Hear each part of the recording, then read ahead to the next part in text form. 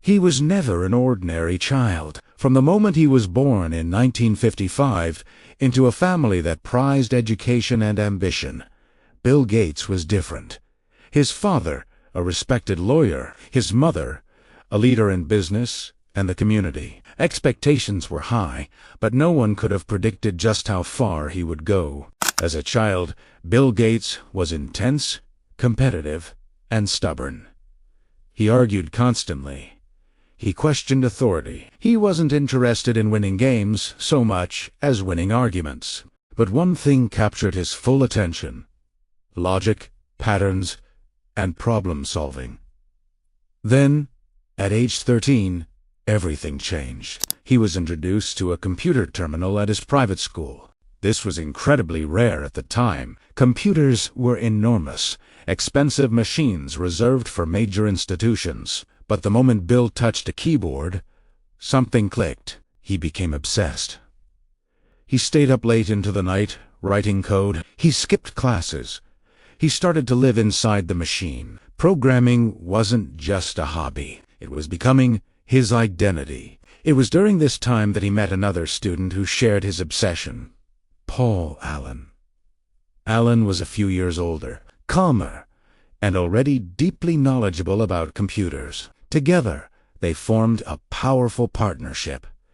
They didn't just use computers, they imagined what computers could become. Their obsession grew so intense that they and their friends were actually banned from using the school's computers. But instead of stopping, they negotiated. They offered to find bugs and improve the system in exchange for more computer time. This single event would define Gates's entire life. Break the rules.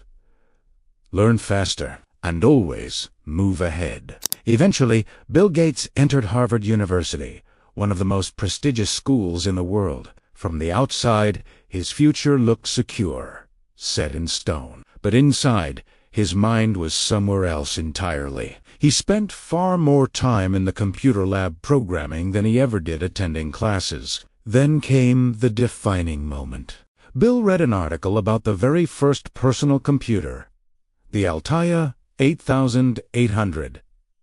He immediately saw the future, and he knew, with absolute certainty, that this opportunity would not wait for him to graduate. Against all advice, against tradition, and against the promise of a safe career, Bill Gates dropped out of Harvard. Together with Paul Allen, he moved to pursue a radical idea that software would one day matter more than hardware. At a time when most companies gave software away for free with their machines, this belief was nothing short of revolutionary. In 1975, Microsoft was born. In the beginning, it was small, chaotic, and deeply uncertain. But Bill Gates had a rare advantage.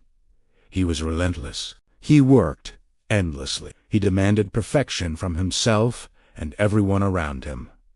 He obsessed over every single detail. He held a core belief that software would, one day, run the world. Then came the deal that changed everything. Microsoft secured a contract to provide an operating system for IBM's new line of personal computers. Here's the brilliant move. Instead of selling the software to IBM outright, Gates insisted on licensing it. That single choice gave Microsoft control. As personal computers began to spread from offices into homes all across the world, Microsoft grew right alongside them. Windows followed, and then total domination. By the 1990s, Bill Gates was the most powerful figure in technology.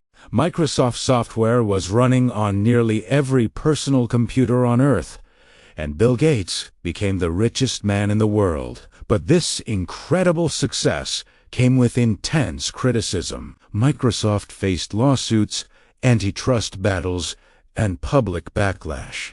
Gates himself was often portrayed as aggressive, uncompromising, and even ruthless. Internally, he was known for being demanding and intense.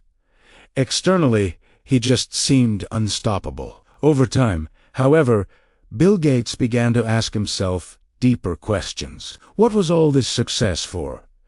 What was the purpose of this immense wealth? What came next? Slowly but surely, his focus began to change. Bill Gates eventually stepped away from his day-to-day leadership role at Microsoft. He didn't leave because he had failed, but because he felt a calling to something even bigger. He turned his full attention and formidable intellect to solving global problems through the Bill and Melinda Gates Foundation. He began tackling disease, poverty, education, and access to clean water. He invested billions of dollars, not just as charity, but as a massive, global-scale, problem-solving effort.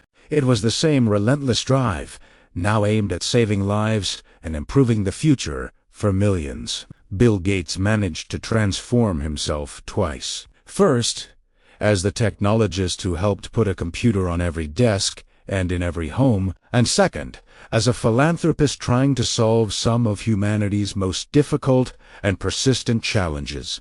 Very few people in history ever managed to reinvent themselves on such a monumental level. His story is one of obsession, brilliance, and an uncompromising will to win. He dropped out of one of the world's best universities to chase an idea that almost no one else believed in at the time. And by betting everything on software, he didn't just build a company, he fundamentally changed the world.